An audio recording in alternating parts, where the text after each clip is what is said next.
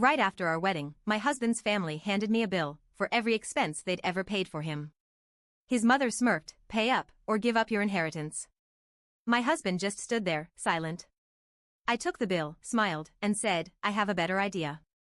The next week, they were served with a notice that left them begging. I should have seen the signs. I really should have. Looking back, there were so many little things that should have warned me what kind of people my in-laws were. The weird control over my husband, Nathan. The constant passive-aggressive comments about money. The way his mom, Denise, always managed to insert herself into every aspect of our relationship. But I ignored it. Love makes you ignore things. Nathan and I had been together for 5 years before we got married. I knew his family was wealthy. Not we fly private jets wealthy, but old Southern real estate money wealthy. Land, properties, trust funds, the kind of wealth that isn't flashy but runs deep. I grew up middle class. My parents worked hard, saved what they could, and made sure I had everything I needed. I put myself through college, got a solid job in financial litigation, and built a good life for myself. When Nathan and I got engaged, his parents insisted on paying for the wedding. And I mean insisted. Denise made a big deal about it. "It's our gift to you both," she had said. "You're part of the family now." I pushed back. I didn't want them paying. I even argued with Nathan about it, but he kept saying, "This is just how they are. They're traditional. They want to do this. Fine. Whatever." It wasn't about money for me. I made good money. I had an inheritance from my late grandfather that I planned to use for our future. I didn't need their money. I should have trusted my gut. The wedding itself was beautiful.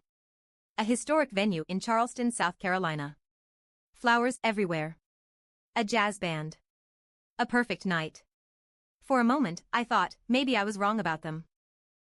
Then, right after the reception, when most of the guests had left, Denise walked over to me with a thick envelope. She had that smug look she always got when she thought she was in control. "This is for you, dear," she said, all fake sweetness. I opened it. Inside was a detailed, itemized bill for every single expense they had ever spent on Nathan. Not just the wedding. His entire life. It listed hospital bills from when he was born, school tuition, clothes, vacations, birthday parties, even groceries from when he was a kid. The total? $365,789.42. I swear, I thought it was a joke. I looked up at Denise, expecting her to laugh. She didn't. She was dead serious. Nathan's dad, Robert, stepped up next to her. "We think it's only fair," he said in a businesslike tone. "Since you're his wife now, these expenses fall to you." I actually laughed. I thought, there is no way this is real. No one does this. Then Denise dropped the bomb. "If you can't pay," she said, tilting her head, "we'll have to reevaluate Nathan's place in the family inheritance." I glanced at Nathan, waiting for him to explode. To say something. Anything. But he just stood there. Silent. That's when I knew. He knew about this. He knew and did nothing. I felt my stomach drop. Denise smirked, like she had already won. Like she expected me to panic, to beg for mercy, to give in. I took a deep breath. Smiled. And said, "I have a better idea." Denise frowned. "Excuse me?" I folded the bill neatly, tucked it back in the envelope, and said, "I'll get back to you." Then I walked away. Nathan and I did not have a wedding night. The second we got back to our suite, I told him, "I need to know if you were part of this." He looked guilty. "I didn't know they'd actually do it," he mumbled. "That's not an answer," I snapped. He sighed. "They told me a few weeks ago. They said it was just a formality. They weren't really going to make you pay. It's just a way of showing commitment." I stared at him. "You let them ambush me. On our wedding night. They're just old-fashioned," he said, like that made it okay. I didn't sleep that night. Instead, I got to work. Because if Denise wanted to play financial hardball, she had no idea who she was dealing with. The next morning, I woke up before Nathan and got to work. If Denise and Robert wanted to turn my marriage into a transaction, I was going to show them just how expensive their little game could get. First, I needed to understand the full scope of what I was dealing with. I knew their money came from real estate, generational wealth passed down, mostly in the form of properties in South Carolina. But I also knew old money families like theirs often had loopholes, tax evasion, and financial skeletons buried under decades of bad business practices. So while Nathan was still asleep, I dug in. I pulled every email, text, and document I had from the wedding planning. Anything that proved that their gift wasn't a loan but a voluntary expense. And then I checked something else. Nathan's inheritance. Because if they were willing to dangle it over my head like a prize, I needed to know exactly how it worked. When Nathan woke up, I was already dressed. "We need to talk," I said. He sat up, rubbing his face. "Look, can we not do this now? We're doing this now." I threw the envelope onto the bed. "Explain this to me. Why do they think they can hold your inheritance over my head?" He sighed. "It's complicated." "Uncomplicate it." He hesitated. Then he finally admitted the truth. His family controlled everything. His trust fund? They managed it. The properties he was set to inherit? They still technically owned them. Every dime he had ever received? Filtered through them first. "They have to approve everything," he muttered. "It's how they keep things secure." I stared at him. "You're telling me you don't actually own anything?" He shrugged like it wasn't a big deal. "I mean, technically, not yet. But when they pass." I laughed. Not because it was funny, but because it was pathetic. Nathan had spent his whole life thinking he was rich when, in reality, he was just a puppet. And worse? He was okay with it. I stood up. "Where are you going?" he asked. "To fix your mess." I didn't go to work that day. I went straight to Denise and Robert's house. If they wanted to play financial games, I wanted to hear the rules from their own mouths. Denise opened the door, dressed like she was about to host some fancy charity luncheon. "Well, dear. I didn't expect to see you so soon." She led me into their massive sitting room, all white furniture, gold accents, the kind of place where you're afraid to touch anything. Robert sat in his chair, reading the newspaper like some 1950s movie villain. "So," Denise said, pouring herself tea. "Have you decided how you'll be paying us back?" I smiled. "I have some questions first." She raised an eyebrow. "Oh." I leaned forward. "How does Nathan's inheritance actually work?" She sipped her tea. "Well, dear, that's family business." I kept smiling. "I'm family now." Her lips tightened. "The estate has a structured trust. It's been in place for generations. We simply ensure that it remains within the family." I nodded. "And who owns the properties?" Robert folded his newspaper. "Legally? Us." Bingo. Denise's expression didn't change, but I could see the flicker of something in her eyes, realization. She knew I had just found her weak spot. I stood up. "All right, then." Denise blinked. "Excuse me? I'm not paying your bill." Her eyes narrowed. "That's not a choice, dear." "Oh, but it is." I grabbed my purse. "You see, I work in financial litigation. So I know a gift is a gift. And if you try to enforce this ridiculous dowry, it won't hold up in court." Robert scoffed. "Do you really want to get lawyers involved?" I smiled sweetly. "Absolutely." Denise's voice turned cold. "You think you're so smart, don't you?" "I don't think, Denise. I know." I walked to the door, then paused. "Oh, and one more thing," I said, turning back. "Since you still own the properties, that means they're subject to financial review, right?" Silence. "I mean," I continued, "if, say, someone were to report some discrepancies in your rental income, the IRS would have to audit everything, wouldn't they?" Denise's smug smile vanished. Robert's grip tightened on his newspaper. I let that sink in. "Have a great day," I said, and walked out. That night, Nathan and I had another massive fight. "You went to my parents' house without telling me," he snapped. "You let them ambush me at our wedding. I'd say we're even." "You don't understand." "No, Nathan, I do understand. I understand that you're a grown man who still lets his parents control his entire life." He looked away. I exhaled. "Nathan, I love you. But I will not be controlled. I'm not asking you to be controlled." I gestured at the envelope sitting on the dresser. "Aren't you?" He didn't answer. I grabbed my laptop and got to work. Because if they wanted a fight, they were going to get one. But they had no idea what I was about to do next. Nathan didn't come to bed that night. I heard him pacing in the living room for hours. Occasionally, I'd hear his phone buzz, and I knew exactly who it was, Denise and Robert, panicking. Good. Because they should panic. While he paced, I sat in bed, typing away on my laptop. I wasn't just looking at their financials, I was looking at Nathan's. I had never gone through his finances before. We kept our money separate, something I insisted on when we got engaged. But now, I needed to see exactly how deep his parents' control went. And what I found. It was worse than I thought. Nathan owed his parents over $100,000. Not in loans. Not in credit cards. But in reimbursed expenses, things they had paid for on his behalf, then forced him to pay back in installments. His college tuition? They had told him it was covered. But then, after he graduated, they made him sign a contract stating that he'd pay them back over time, with interest. His car? It wasn't a gift. They leased it in their name and made him pay them monthly. Even his childhood medical bills, they had somehow twisted those into his personal debt.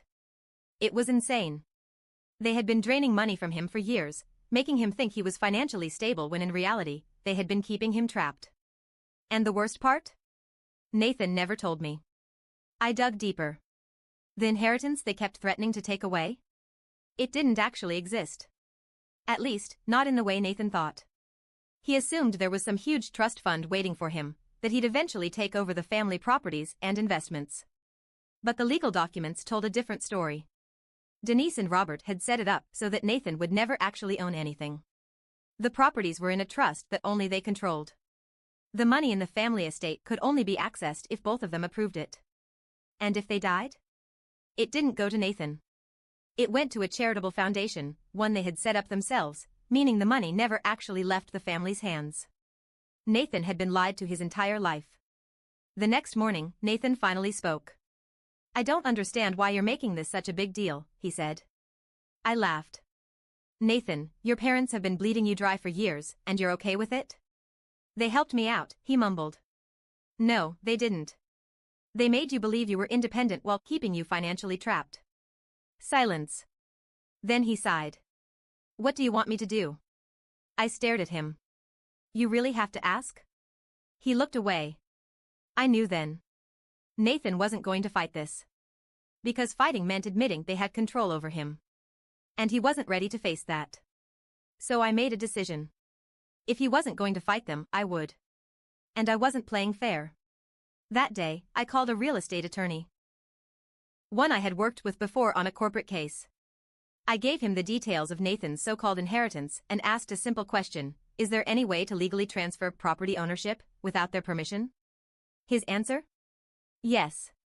Because Nathan was the legal heir, there were certain loopholes that would allow him to challenge the trust and transfer some of the properties into his name. And once they were in his name, I could legally separate our finances and move the assets into a marital trust, one that his parents couldn't touch. I wasn't just going to take their money. I was going to take their power. Twist number 4, Denise strikes back the next day. Nathan's phone blew up. Texts. Calls. Voicemails. At first, he ignored them. Then he finally picked up. I sat on the couch, watching as he spoke. At first, it was calm. Then his face went pale. "What do you mean?" he asked. A pause. "No, Mom, that's not fair." Another pause. "Wait. What?" He pulled the phone away from his ear and stared at me. "They're cutting me off." I blinked. "What do you mean?" "They're revoking my trust fund." I tilted my head. "The one you don't actually have?" He flinched. But then he sighed. "They also canceled my car lease." There it was. The real punishment. Denise and Robert had spent years pretending to be generous, but the second he stepped out of line, they yanked it all away. "I need to go talk to them," he said. I stood up. "No, you don't. I have to fix this." "Nathan," I said slowly, "there is nothing to fix. This was always going to happen. The second you stopped being useful to them, they were going to cut you off." His jaw clenched. "They're my family." I shook my head. "No, Nathan. They're your owners." Silence. Then he grabbed his jacket. And walked out. Nathan didn't come home that night. Or the next night. Then, on the third day, I got a message. From Denise. It was short. Nathan is staying with us for a while. He needs time to think. You should respect that. I stared at my phone. Then I did something I never thought I'd do. I called my lawyer. And said 5 words. I want to protect myself. Because this wasn't just a marriage problem anymore. This was war. I stared at the text from Denise. Nathan is staying with us for a while. He needs time to think. You should respect that. That was it. No apology. No explanation. Just a statement of power. They were making it clear, Nathan belonged to them. And if I had any doubts before, they were gone now. I wasn't going to win him back. I wasn't going to convince him to fight for himself. Nathan had already chosen his side.